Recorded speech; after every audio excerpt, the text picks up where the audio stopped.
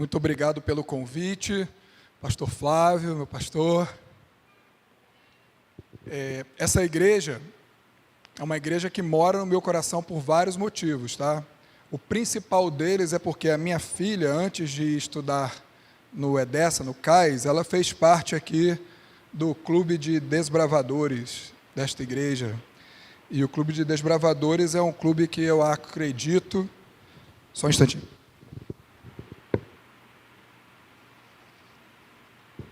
Assim como o Clube de Aventureiros, existe uma bênção muito especial para quem se dedica nessa missão. Quem se dedica à missão de tomar conta dos filhos e dos adolescentes, existe uma bênção especial, porque no mundo hoje, as famílias buscam encontrar valores que elas não encontram mais no trabalho, no dia a dia, e quando uma família que é vizinha nossa, que escolhe um clube de aventureiros para levar o seu filho, ali abre uma porta para o céu. Então, eu fico realmente muito grato. E outros motivos também, alguns deles eu vou mencionar hoje aqui, mas para compartilhar com vocês nessa semana, né? Durante muito tempo eu orei para que eu pudesse dar estudo bíblico para um amigo meu. Durante muito tempo mesmo. Bem antes da pandemia, só para vocês terem noção assim do tempo, né? E ele levou os filhos para frequentar o clube de aventureiros na Praia do Canto na época, mas eu aproximava assim e não tinha aquela abertura, né? Mas eu continuava orando, né? E um dia o pastor Flávio virou para mim e me mandou uma mensagem: Evaldo, você tem que dar estudo bíblico para ele. Aí eu falei, bom, então é a resposta aí, né? Aí eu orei de novo, mas na hora que eu orei de novo, sabe o que veio na minha cabeça, pastor? Veio uma voz dizendo assim: esse estudo quem vai dar é a Dijane. Sério.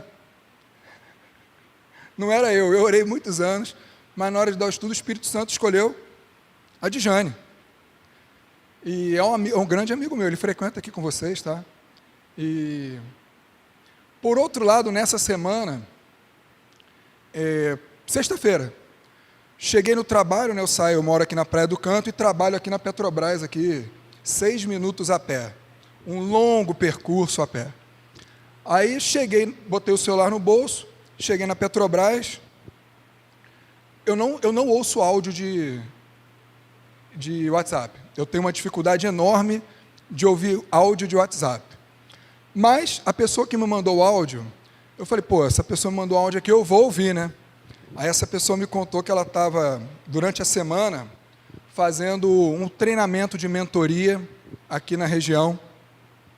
E no penúltimo dia de treinamento, na quinta-feira, ela sentiu que ela tinha que externar para aquelas pessoas ali um fato muito particular da vida dela. É uma irmã nossa de Linhares. E ao ela externar aquela situação que aconteceu na vida da família dela, na hora do intervalo, um rapaz virou para ela e falou assim: eu quero para minha família isso que a sua família tem, eu quero essa fé. E aí ela tomou um susto, e ela, assim como eu, ela ouviu a voz do Espírito Santo virar no ouvido dela e falar assim, ó, é do Evaldo. E ela me mandou uma mensagem, eu já entrei em contato com esse rapaz e com a família, espero que vocês orem por isso.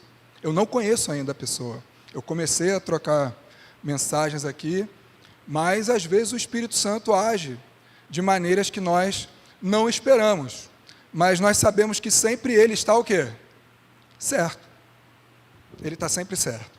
Então, um primeiro pedido aqui para vocês é que orem por essa família que eu vou ter a oportunidade de comunicar essa nossa fé, porque ele precisa disso para a família dele. É um jovem casal, não tem filhos ainda, são muito jovens. E que maravilha a gente saber que ainda nesse mundo, casais, marido e mulher, jovens, ainda estão abertos à ação do Espírito Santo. Isso realmente me emociona. Da última vez que eu estive com vocês aqui, eu falei sobre o Apocalipse. Eu falei sobre o Apocalipse, algumas profecias, você lembra? Você estava aqui, né, Aline?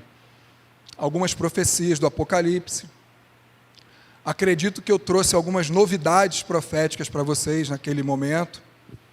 E eu comentei com vocês que 2 assuntos que eu gosto muito de falar, e que são assuntos que a Bíblia tem muito o que falar, é Apocalipse e finanças.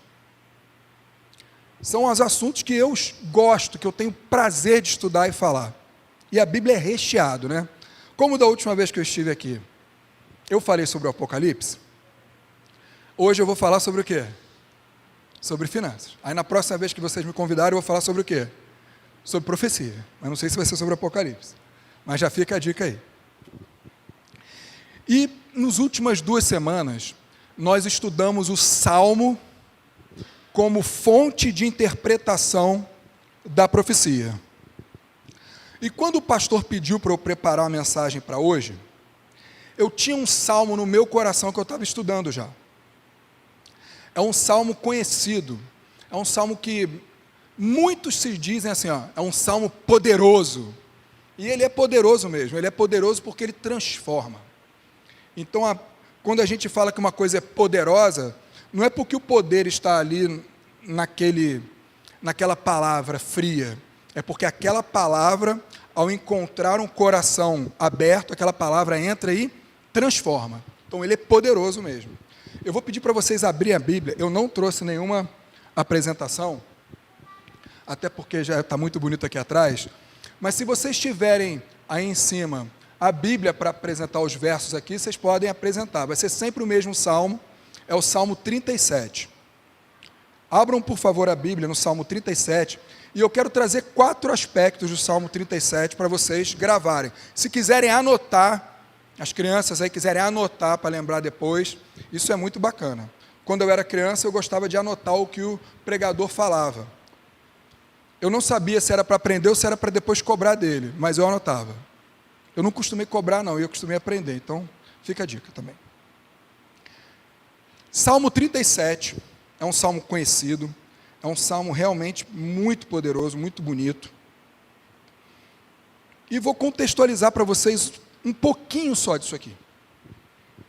Esse salmo, ele tem uma peculiaridade diferente de outros salmos. Quando eu leio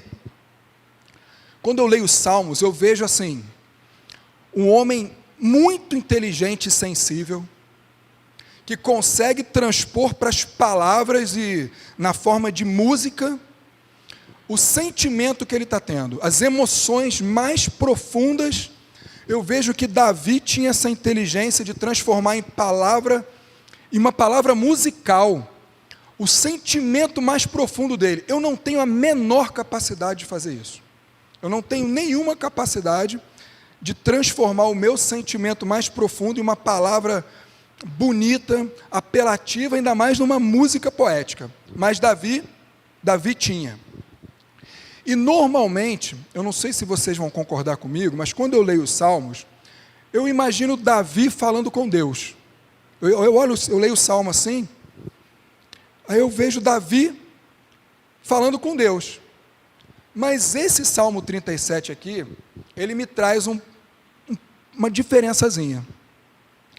Davi já escreveu esse salmo na maturidade dele, já era um homem maduro. Ele já tinha passado por tudo aquilo que nós sabemos que ele passou. Tudo aquilo. A juventude dele, a luta contra Golias, o acesso à casa do rei, fugir do rei pela inveja dele. Então, aqueles anos em que ele teve no exílio, fugindo mesmo, já tinha voltado, já tinha acontecido uma série de coisas na família dele, e ele escreve esse salmo aqui, já na maturidade dele. E quando eu leio esse salmo, ele parece que Davi está compartilhando com o povo as percepções dele. Nesse salmo ele não está falando com Deus, ele não está se dirigindo a Deus, ele está se dirigindo ao povo dele. Ele está falando com o povo do qual ele é o quê? Ele é rei. Então ele está dando conselhos ao povo.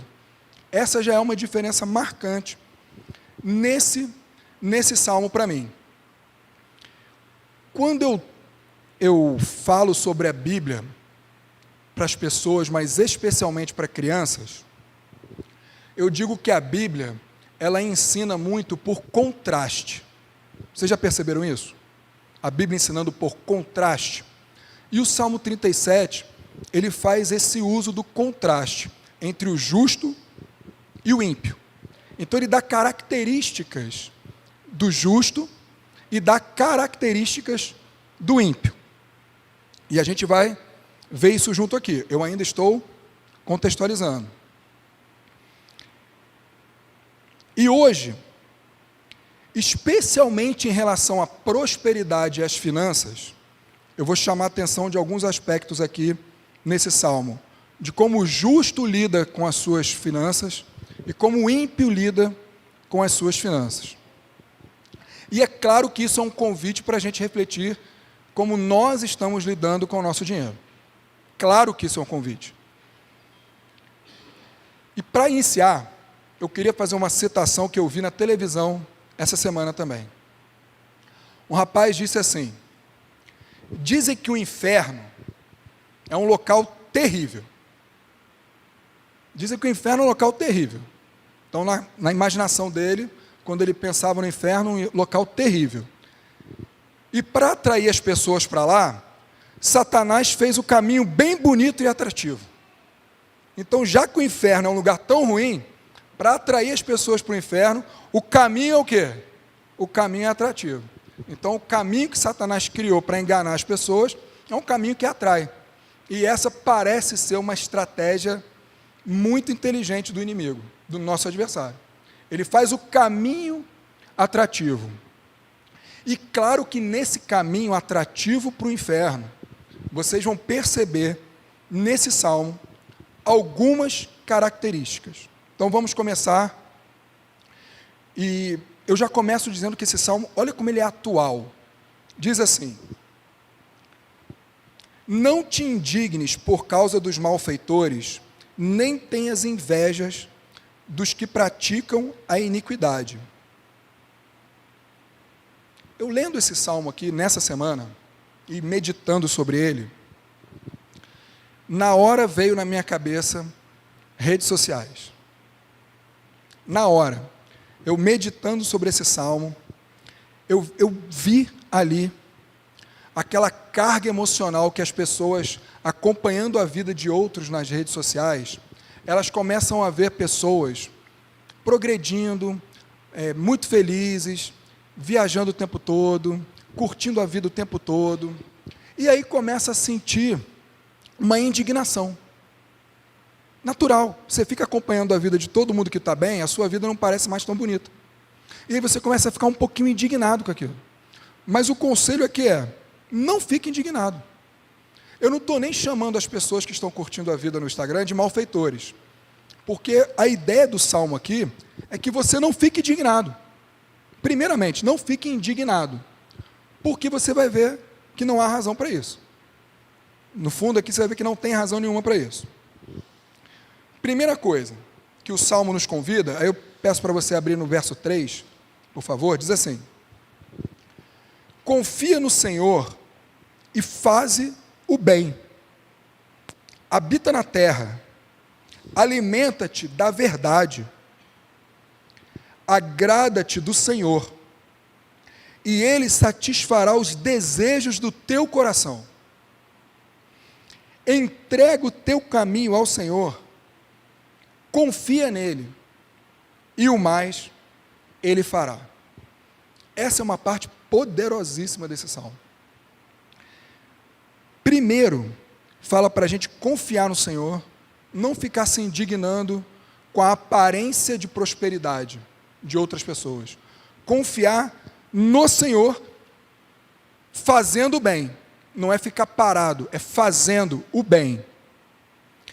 Habita na terra. Habitar na terra significa aproveite mesmo. Aproveite a terra que você está. Cultiva, trabalhe, habita, viva. Viva na terra que você está. Seja alguém influente, seja alguém que pode trazer a mensagem de Deus para aqueles que convivem com você. Habita ali, habita. Um recado para vocês. Eu morei em Macaé 5 anos. Nos primeiros 2 anos, Eu tinha acabado de casar, então estava meio que lua de mel. Eu estava muito bem, estava, né, naquela, eu tenho 21 anos de casado e 20 anos de casado e continuo maravilhosamente bem. Mas naqueles 2 primeiros anos, eu percebi que muitas pessoas iam morar em Macaé, como se fosse assim, eu trabalho em Macaé e moro no Rio de Janeiro. Eu trabalho em Macaé, moro no Rio de Janeiro. Aí trabalhava lá em Macaé, de segunda a sexta. Aí sexta, 5 horas da tarde, todo mundo correndo para o Rio de Janeiro, todo mundo correndo para o Rio de Janeiro, todo mundo correndo para o Rio de Janeiro. E aquelas pessoas eram muito infelizes em Macaé. Todas elas. Ninguém que eu perguntava, você gosta de morar em Macaé? Não, não moro em Macaé, eu moro no Rio de Janeiro. Não gostava nem de pensar em morar naquele lugar. E aí eu virei para minha esposa e falei assim, ó, a gente precisa escolher, a gente mora em Macaé. Combinado? Combinado. No dia que a gente determinou que a gente morava em Macaé, a vida em Macaé começou o quê? A melhorar. Eu moro aqui, poxa, eu vou fazer o melhor aqui, é aqui que Deus me colocou, e Deus não se engana. Se Deus me colocou aqui, é aqui que Ele tem um propósito para mim. Todo dia eu orava para Ele, Senhor, um dia eu quero morar em Vitória. Todo dia eu orava para Deus, um dia eu quero morar em Vitória. E eu nunca tinha morado aqui antes. Eu sou nascido e criado no Rio de Janeiro. E eu sempre quis morar em Vitória. Mas era Deus que tinha que me mandar para cá. Eu nem procurei vir para cá. Eu simplesmente falei para o chefe lá na Petrobras, ó, se um dia tiver uma oportunidade de Vitória e você achar que eu sou o mais adequado para o lugar, eu vou. Só isso. Mais nada. Mas aqui o conselho é, confia no Senhor, faze o bem, faz o que é certo, habita na terra e alimenta-te da verdade. Alimentar-se da verdade é algo que eu sempre falo com vocês aqui nessa igreja e em qualquer igreja que eu vou. Eu sou apaixonado pela Bíblia. Eu sou apaixonado por leitura em geral. Mas a Bíblia tem tudo. A Bíblia tem tudo. Tudo que a gente precisa. Todos os nutrientes espirituais que nós precisamos nos alimentar, nós encontramos na Bíblia. Todos. Eu nunca deixei de ter qualquer alimento espiritual que eu não tivesse encontrado na Bíblia. A Bíblia ela é perfeita. Ela tem todos os aminoácidos que nós precisamos para construir a nossa proteína espiritual. Todos. Não falta nenhum. Não precisa tomar nenhum suplemento alimentar. Zero. Nada. Ela é completa. E aqui o conselho é, confia no Senhor, habita na terra, faz o que é certo, alimenta-te da verdade, agrada-te do Senhor, e aí Ele faz o quê? Satisfaz os desejos do teu coração. E não vai ser difícil, porque se você fez essas coisas, eu tenho certeza que o seu coração estará alinhado ao de quem? Ao de Deus. Uma outra frase muito conhecida que é, entrega o teu caminho ao Senhor, confia nele e o mais ele fará. Quem tem o costume de estudar a Bíblia e gosta de fuçar um pouquinho aqui, você procurando o significado dessa palavra aqui, que a gente traduziu como entrega, no hebraico, é algo como se fosse assim, cola. Cola. Aí eu lembrei de uma gíria que existe no Rio que fala assim, ó, pastor, cola em mim que vai dar certo. Cola em mim. Mas meditando nesse salmo,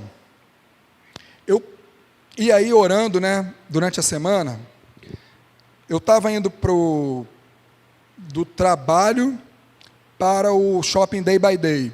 E no caminho eu vi um cego. E esse cego, ele estava segurando no braço de uma moça. Esse cego estava segurando no braço de uma moça.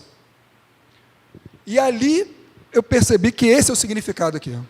Entrega o teu caminho ao Senhor, não é virar e falar assim, Senhor, toma o meu caminho aqui, ó. Vai lá que eu confio. A ideia aqui é a seguinte, você não sabe o que vem pela frente, você é um cego. Segura no braço de Deus, entrega o teu caminho para Ele e confia nele. Se ele estiver andando mais devagar, você anda mais devagar. Se ele acelerar o passo, você acelera o passo. Igualzinho aquele cego confiava na guia dele. A ideia aqui é essa. Cola nele, cola. E segue. Ó, tem uma escada aqui. Aí ele já vai lá com o negocinho dele lá e desce. Porque ele passa por todas as armadilhas que nós passamos de olhos abertos aqui na Praia do Canto. Ele passa de olhos absolutamente vendados. Ele precisa confiar na guia dele. Essa é a ideia dessa expressão aqui, ó. Entrega o teu caminho ao Senhor. Confia nele, que ele vai fazer acontecer. Na pandemia,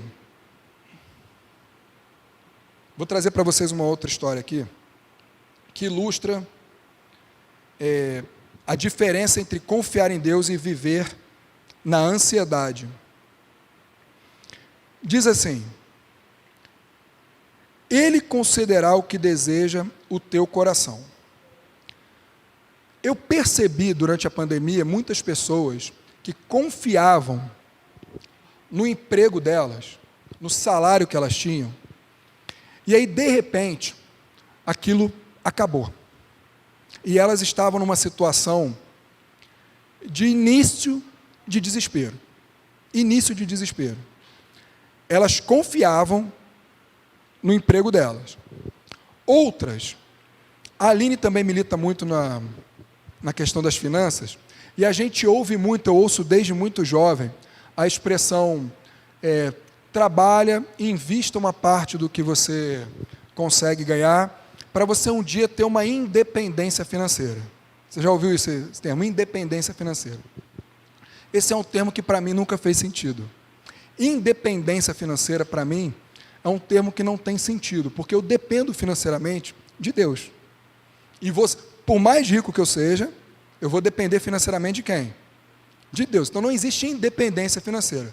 Por isso que quando eu faço palestra, eu uso o termo liberdade financeira. Liberdade financeira você pode escolher. Independente você nunca vai ser. Espero que não. Essas pessoas, elas achavam que tinham atingido a independência financeira. Umas perderam o emprego, confiavam no emprego. Outras achavam que tinham atingido uma independência financeira. Poucas, tá? Foram poucos exemplos que entraram em contato comigo. Mas estas viram de uma hora para outra o valor dos seus ativos desmoronar. Elas tinham um valor no qual elas olhavam aquele saldo financeiro, aquelas aplicações financeiras, aqueles ativos, e elas olhavam e falavam assim, ó, eu posso viver com alguma tranquilidade aqui, sem trabalhar. De um dia para o outro, com a pandemia, o valor dos ativos delas fez assim, ó, e aí começou a surgir o quê? Desespero. Duas situações de desespero, reais. Mas chegou até mim a história de um outro homem, que também perdeu o emprego. Também perdeu o emprego durante a pandemia. Mas ele decidiu orar e usar o tempo dele e a inteligência dele para servir a igreja em algumas coisas que ele identificou que a igreja estava precisando. Então ele combinou lá com a igreja, ó, posso tomar isso aqui, posso pegar isso aqui e tal, eu estou com tempo livre, eu estou desempregado, né? E aí a igreja estava precisando de gente que fizesse isso, né? A igreja topou. O que ele não sabia é que naquela congregação tinha um outro senhor que estava precisando de alguém que ele pudesse confiar para contratar e colocar algumas responsabilidades. E esse senhor começou a perceber aquele irmão da igreja, assumindo a responsabilidade, cumprindo o dever dele, fazendo o que tinha que ser feito, usando a inteligência dele. Aquele senhor chamou e falou, você quer trabalhar comigo? E aí ele aceitou e começou uma nova relação de trabalho.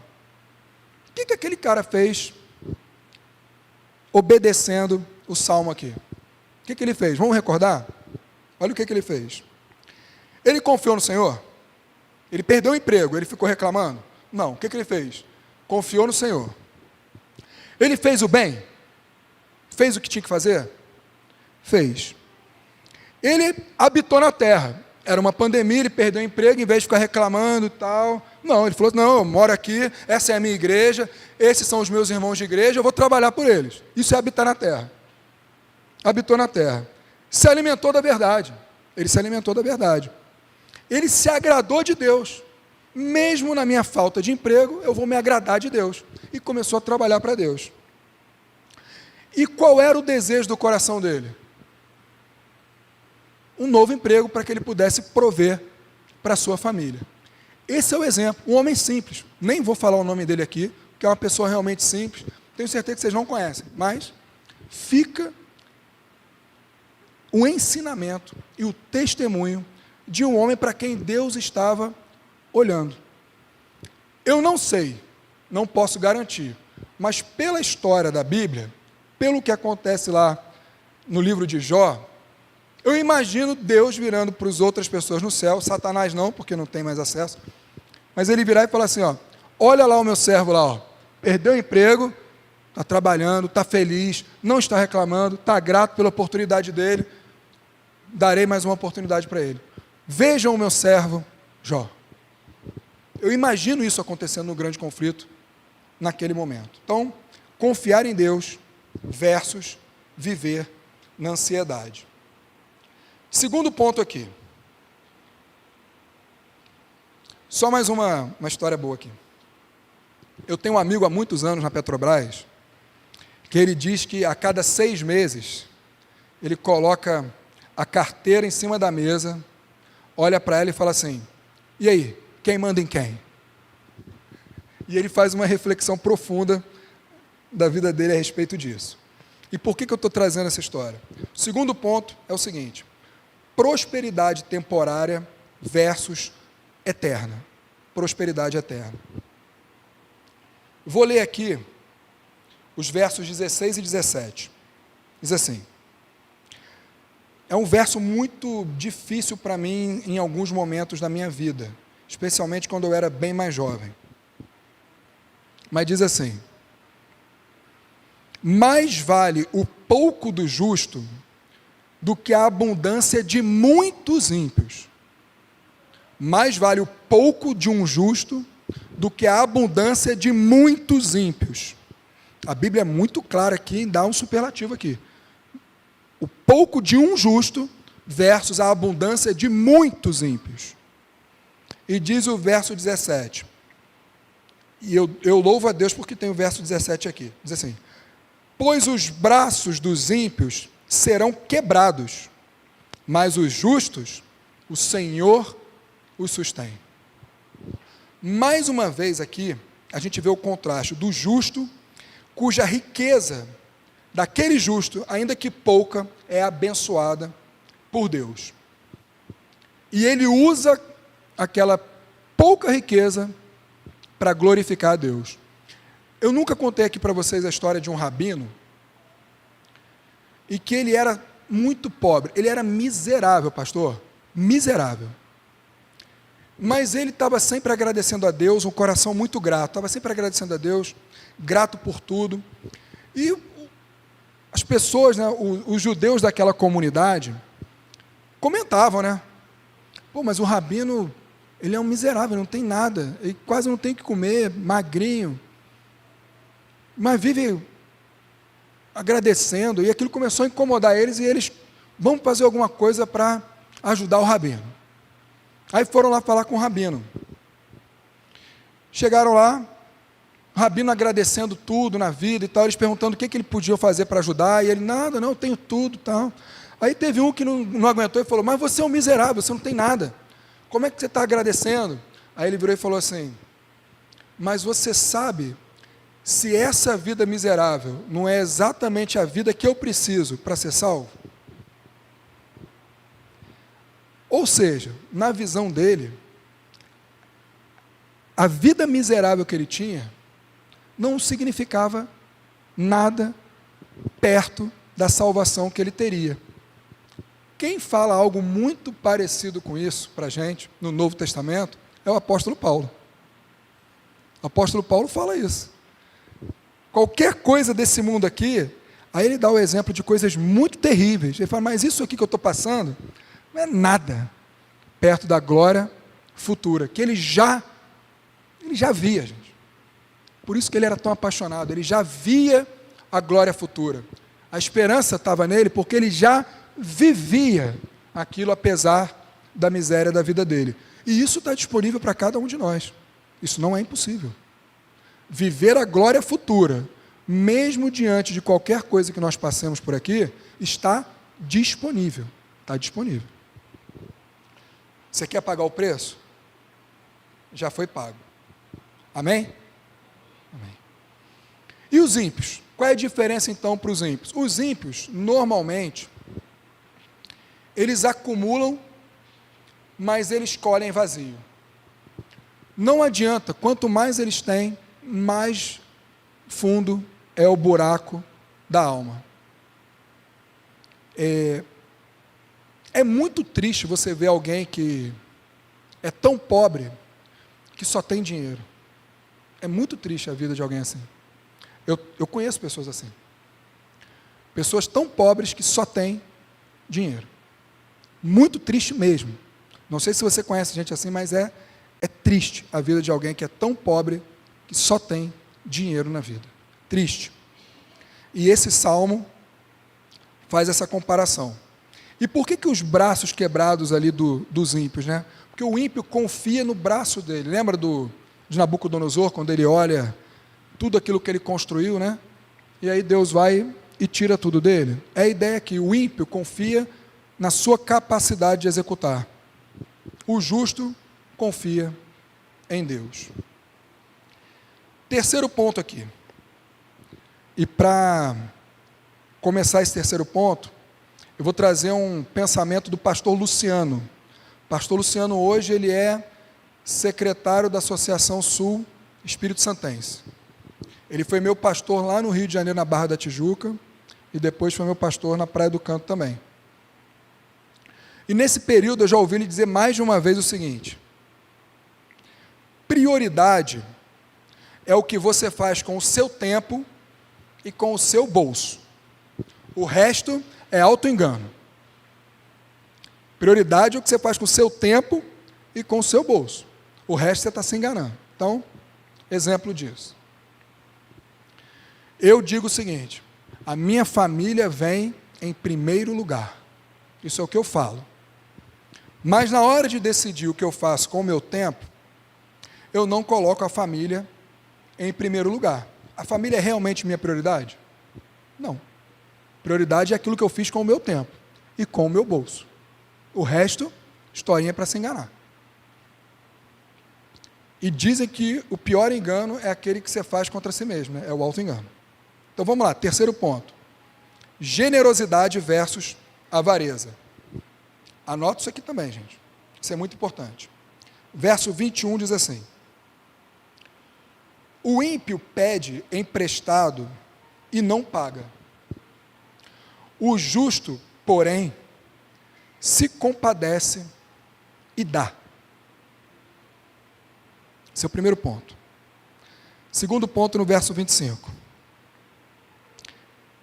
Fui moço, e já agora sou velho. Porém, eu jamais vi o justo desamparado, e nem a sua descendência a mendigar o pão. É sempre compassivo e empresta, e a sua descendência será uma bênção. Então, se você, como eu, é alguém que prioriza a família, você quer que a sua descendência seja uma bênção. Eu leio isso aqui, medito no que venho falar aqui, e naquele momento em que eu estou lendo e meditando, eu lembro que algumas pessoas me devem dinheiro.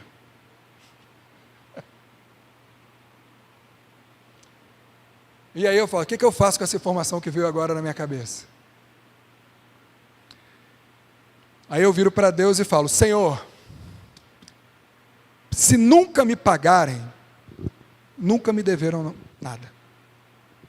Se me pagarem, o coração deles fique alegre com isso. Já passou o tempo de pagar, tá? Não é dívida que está em dia, não. É dívida que já passou.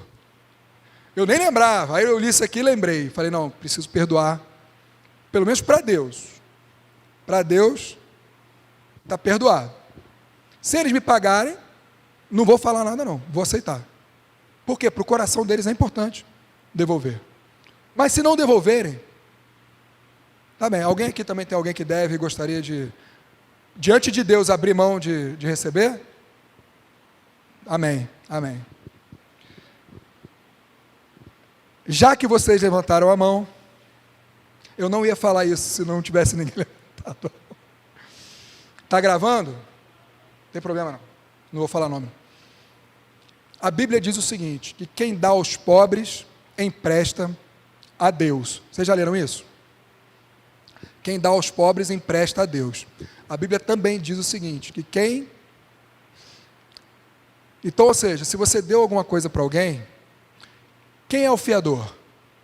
É Deus. A Bíblia também diz o seguinte, quem é fiador é escravo, quem é devedor é escravo de quem o emprestou. É claro que Deus não é escravo de ninguém, mas Deus se coloca numa posição seguinte, se você deu para alguém, se você emprestou ao pobre e não espera nada de volta, imagina que o fiador é Deus. Esse nunca falha. Esse nunca falha. E Ele está pronto a te dar não só o que você quer, mas como o nosso pastor sempre ora, o que você realmente precisa. Então, se você fez isso com o seu dinheiro e com o seu tempo, você emprestou a alguém que precisava, você deu para alguém que precisava, você ativou em Deus a oportunidade de Ele te dar muito mais do que você quer, porque Ele vai te dar o que você precisa. Amém? É isso que o Salmo convida aqui também. O quarto ponto. O quarto ponto aqui.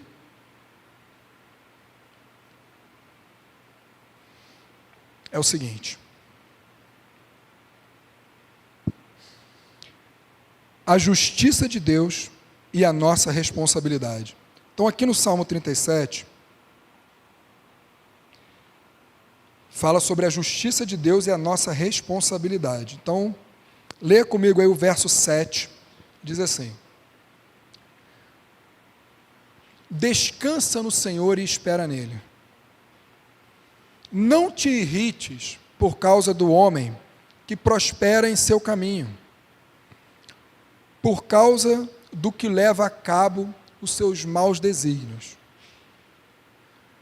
Não perca tempo pensando que outras pessoas podem estar prosperando na vida enquanto você não prospera. A outra pessoa ganhou o aumento salarial que você acha que merecia, outra pessoa está prosperando fazendo algo que você considera errado. A ideia aqui é, descansa no Senhor, espera nele. Quando você faz isso, as outras coisas não importam mais. Para de pensar na vida dos outros. Para. O conselho aqui é, descansa no Senhor, espera nele. Anda com Ele. Faz o bem, alimenta-te da verdade. E Ele vai satisfazer os desejos do seu coração. A ideia aqui é essa. Descansa nele. Descansa em Deus. E aqui fala também o verso 34, assim, mais uma vez, espera no Senhor, segue o teu caminho. Seguir o teu caminho, você não está olhando para o caminho dos outros, segue o teu caminho, Ele te exaltará para possuíres a terra. Você vai presenciar isso enquanto os ímpios forem exterminados. A ideia aqui é muito clara. Toda essa justiça que você espera que aconteça no seu tempo, ela vai acontecer no tempo de Deus.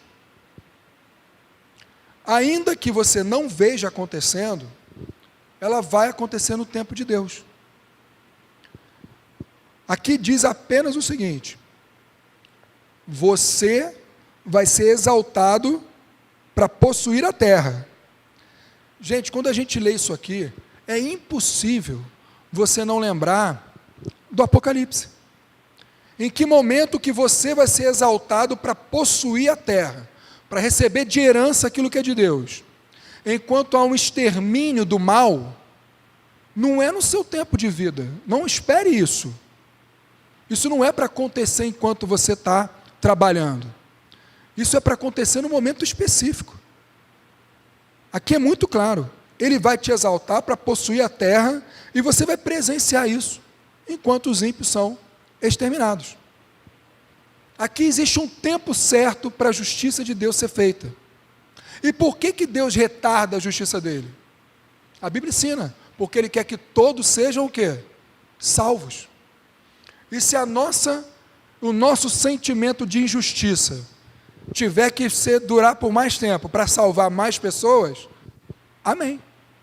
Amém por isso. Porque é isso que nós buscamos, salvar mais pessoas. Aí vamos agora para a conclusão aqui. Eu espero que vocês tenham percebido com esse salmo, eu espero que vocês estudem esse salmo, que vocês meditem sobre ele, porque vai falar para vocês, assim como falou comigo. E quando vocês estiverem estudando, vejam ali, como que Deus convida você a confiar nele, a confiar mesmo. Faz o teu trabalho, faz tudo o que tiver na sua mão fazer, tudo, mas confia nele.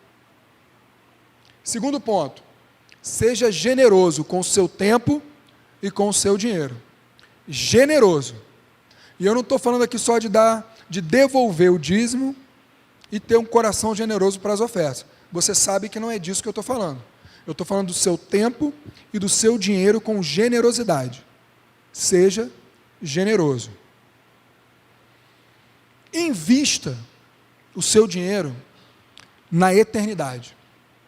E é claro que eu não estou dizendo aqui para você não investir o seu dinheiro para a sua aposentadoria, para os seus sonhos, mas invista na eternidade. O que é investir na eternidade? Eu não sei quantos de vocês, além de trazer os seus talentos e tempo aqui na igreja, durante a semana também colocam seus talentos e tempo à disposição de Deus. E você vê uma família inteira entregando a vida a Deus. Você já presenciou isso na sua vida? Quem nunca presenciou, eu convido você a orar e pedir para Deus te usar. E eu não estou falando só de estudo bíblico, não. Estudo bíblico é uma das formas que existem para alcançar as famílias. Convida as famílias para a sua casa. Deixe as outras famílias verem o que você tem em casa. O Deus que você serve na sua casa. Deixa outras famílias verem como você trata a sua esposa. Deixa ver. Você precisa aprender. Tem pessoa que não sabe como tratar a esposa. Tem gente que não sabe como tratar uma esposa. Tem esposas que não sabem como tratar os maridos. Deixa os adolescentes conviverem contigo, porque tem muito adolescente aqui no Jardim da Penha que não sabe o que é ser homem. O pastor já fez o sermão aqui para vocês falando, seja homem. Quem não estava aqui, assiste no YouTube. Mas tem muito adolescente hoje que está crescendo, tem pai em casa, mas não sabe o que é ser homem. Deixa frequentar a sua casa. Deixa ver como você trata uma mulher. Não estou falando de estudo bíblico apenas. Convida para a sua vida. Convida para viver contigo. Chama para ir na sua casa. Deixa ver como é que você faz as coisas. Deixa ver como é que você cozinha para trazer saúde para a sua família. Porque nós, adventistas, somos convidados a cozinhar com o objetivo de saúde. Então, deixa vir na sua casa e ver como que você leva a saúde feliz para a sua família. Eu estou falando isso para vocês investirem na eternidade, invistam na eternidade das outras pessoas também. Nada no mundo se compara a ver o seu saldo bancário de pessoas salvas aumentar. Nada no mundo se compara a isso. Você saber que o Espírito Santo usa um ser como você se conhece bem. Você saber que o Espírito Santo usa você para chegar a outros é algo inexplicável. Esse é o investimento da eternidade que eu convido aqui. Chama para ver jogo de futebol contigo. Tem gente que é isso, tá? Quando eu faço alguns treinamentos para igrejas, para mostrar o que eles podem fazer, aí tem uma vez que um primo meu virou e falou assim, eu só sei torcer pelo Cruzeiro. Aí eu virei e falei assim, não, tudo bem. Você conhece alguém aqui na cidade que torce pelo Palmeiras? Aí ele falou, tem. Eu falei, então começa a torcer na casa dele. Vai lá na casa dele. Toda quarta-feira à noite, vai lá. Vai na casa dele. Aí eu falei para ele, você acha que se você começar a frequentar a casa de alguém, para fazer o que ele gosta, torcer pelo time dele, sabendo que você é cruzeirense, você não precisa torcer gol, você só está lá com ele. Num dia que você virar para ele e falar, hoje vamos lá em casa, você acha que ele não vai? Tudo tem que ser intencional. Tudo. Vale tudo para evangelizar as pessoas. Paulo já disse isso. No âmbito da evangelização, vale tudo, só não vale colocar os princípios em jogo. Mantendo todos os princípios que você tem, vale tudo, vale até ver jogo do Cruzeiro na casa de alguém. Investe nisso, investe tempo, mostra que você se preocupa, dá carinho para a pessoa. Um dia convida, agora vamos lá em casa, aí prepara aquele de jejum gostoso, ou aquele jantar gostoso, ou aquele almoço gostoso, convida para ler a Bíblia. Depois que você conquistou o coração de alguém, essa pessoa vai estar aberta. Eu não estou falando de estudo bíblico, tá? Estou falando de ações práticas da vida. Se você entende que esse salmo te convida a confiar mais em Deus e a investir melhor o seu tempo, o seu talento e o seu dinheiro naquilo que deve ser investido, eu vou convidar você a se levantar e orar comigo, e depois a gente vai continuar aqui, mas nesse momento, aqueles que entendem que esse salmo é um convite maravilhoso de Deus, levanta e ora comigo, que eu quero orar por você.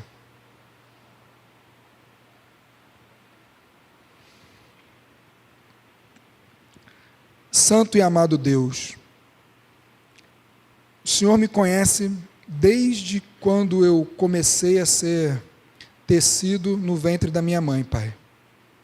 O Senhor sabe que eu fui criado na igreja adventista, mas o Senhor também acompanhou a minha vida quando eu saí dessa igreja e escolhi caminhar por conta própria na minha juventude. O Senhor se compadeceu de mim e o Senhor me trouxe de volta, Pai. E essa igreja, assim como eu, Pai, não consegue entender o tamanho desse amor que perdoa e que transforma. Mas mesmo sem entender, nós nos colocamos, Pai, à sua disposição, o nosso tempo, nossos talentos e o nosso dinheiro, Pai, para que o Senhor use para trazer outras pessoas para a vida plena e abundante com Jesus Cristo. Que nesta semana nós tenhamos uma oportunidade, pelo menos, Pai, de demonstrar esse amor que o Senhor derramou por nós primeiro, mas que esse amor possa ser percebido inequivocadamente por alguma pessoa do nosso convívio nessa semana, Pai. E que essa percepção do Teu amor na nossa vida nos faça sentir como se a gente já estivesse no céu. O nosso pedido para essa semana, Pai, é o pedido para sermos usados do nosso compromisso com o Santo Espírito E é em nome de Jesus que nós oramos. Amém.